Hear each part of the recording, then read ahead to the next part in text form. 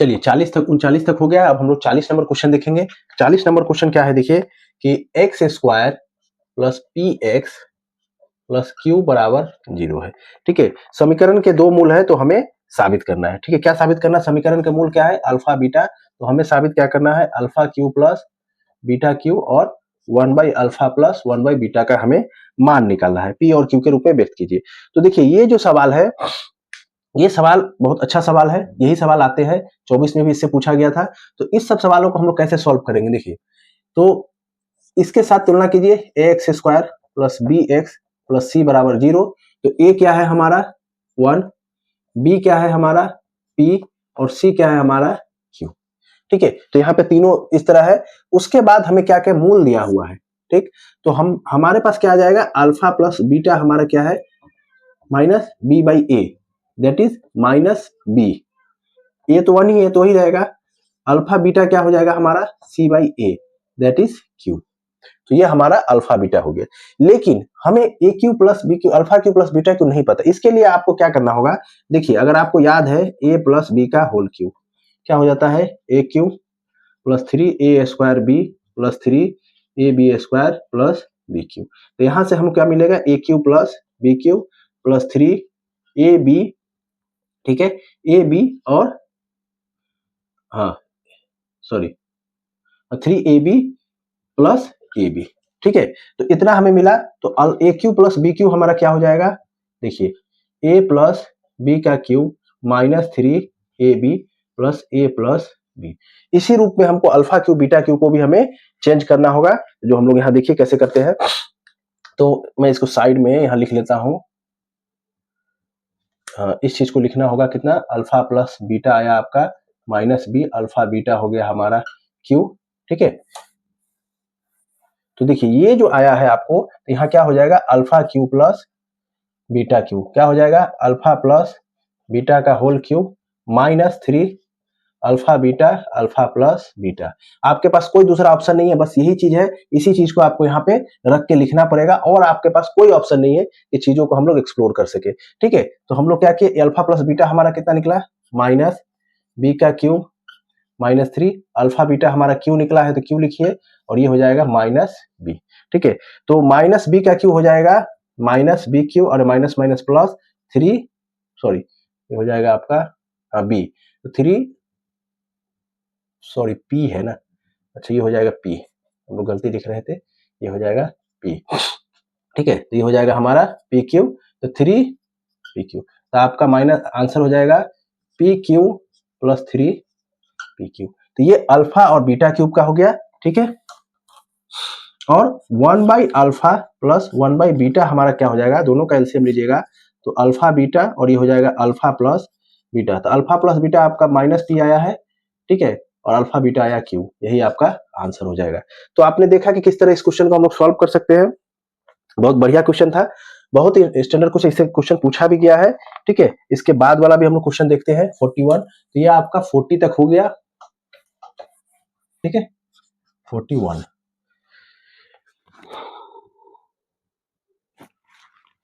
चलिए 41 number question आपके screen पे आया होगा। क्या कह रहा है देखिए, A X square plus B X plus C बराबर 0 है। तो दोनों के मूल अल्फा बीटा होने से हमें क्या निकालना है? Alpha cube plus beta Q का मान निकालना। बहुत ही आसान है, जो अभी हम लोगों ने किया वही करना है। इसमें तो दिया ही हुआ है, तो अल्फा प्लस बीटा क्या हो जाएगा? माइनस बी बाई ए, और अल्फा बीटा क्या हो जाएगा हमारा? C by A. ठीक है, तो हमें क्या निकालना है? 1/अल्फा क्यू प्लस 1/बीटा क्यू। दोनों का एलसीएम लीजिए, क्या हो जाएगा? अल्फा क्यू बीटा क्यू, तो ये हो जाएगा alpha cube plus beta cube. अभी हमने देखा है, इसका मतलब क्या होता है? अल्फा प्लस बीटा का whole cube minus 3 alpha plus beta. ठीक है, और alpha cube plus beta cube. ठीक है, इसको हम लोग इसे लिखते फिर से। अब देखिए ये क्या हो गया? माइनस बी बाई ए का whole cube minus 3 C by A और माइनस बी बाई ए, और ये हमारा क्या हो जाएगा? अल्फा क्यू यानी कि इसका क्यू यानी कि सी बाई ए का होल क्यू। ठीक है, तो ये आंसर आपका कितना हो जाएगा देखिए, तो ये आपका हो गया minus B cube by A cube plus 3 B C by A square, देखिए ए स्क्वायर हो जाएगा, ठीक है। उसके बाद नीचे आपका हो जाएगा C cube by A Q.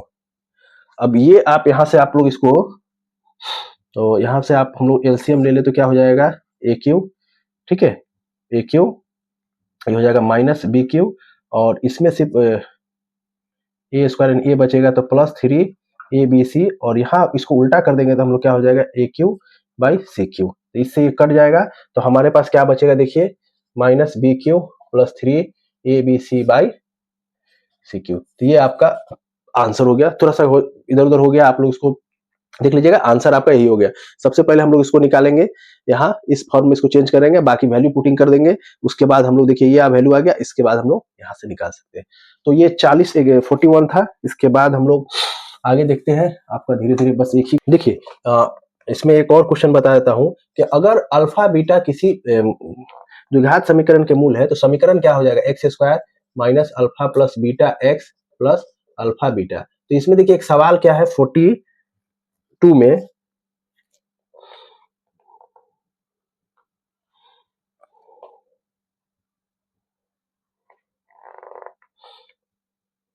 कि अगर 3 और 4 किसी समीकरण के मूल है तो समीकरण बनाए, तो समीकरण क्या हो जाएगा x square minus 3 plus 4x plus 3 into 4 बराबर 0, ठीक है। तो ये कितना हो गया x square minus 7x plus 12 बराबर 0। तो ये इस तरह सवाल बनता है, अगर किसी का मूल दिया हुआ हो तो हम लोग इक्वेशन में इस तरह पुट कर सकते हैं, ठीक है। चलिए आगे देखते हैं इसके एक और सवाल, 43 नंबर सवाल देखिए। 43 नंबर थोड़ा सवाल अच्छा है कि एक दिया हुआ equation A X square B X plus C बराबर 0, समीकरण के मूल अल्फा बीटा हो तो जिस समीकरण का मूल अल्फा बाई बीटा बीटा उस समीकरण को ज्ञात कीजिए।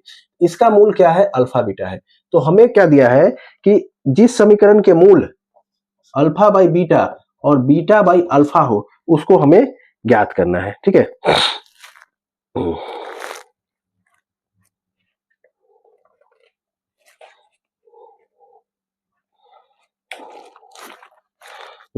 देखिए अब ये हो गया। अब सबसे पहले इससे देखिए दोनों का योग कितना है, अल्फा प्लस बीटा हमारा कितना है माइनस बी बाई ए, और अल्फा बीटा कितना है हमारा सी बाई ए, ठीक है। तो हम लोग क्या करेंगे इस समीकरण को इसको जोड़ेंगे, ठीक है। तो क्या हो जाएगा alpha by beta plus beta by alpha, दोनों का एलसीएम लीजिए तो क्या हो जाएगा अल्फा बीटा, ये हो जाएगा alpha square plus beta square, ठीक है, alpha square plus beta square.